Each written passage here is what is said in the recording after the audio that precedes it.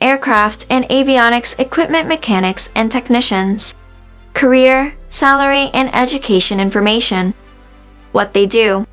Aircraft and avionics equipment mechanics and technicians repair and maintain planes on a regular basis.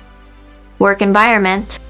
Aircraft and avionics equipment mechanics and technicians work in hangars, in repair stations, or on airfields. Because of the aircraft engines and equipment, the surroundings can be quite noisy. How to become one. The majority of aircraft and avionics equipment mechanics and technicians learn their trade at a Federal Aviation Administration approved aviation maintenance technician school or on the job. Some gain knowledge through military training. Salary. The median annual wage for aircraft mechanics and service technicians is $64,090. The median annual wage for avionics technicians is $65,700. Job outlook.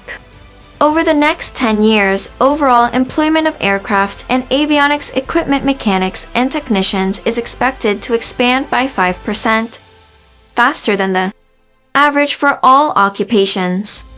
Job opportunities are expected to be good because there will be a need to replace those workers leaving the occupation.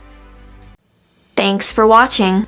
Make sure to subscribe our channel to receive the most recent career and education videos.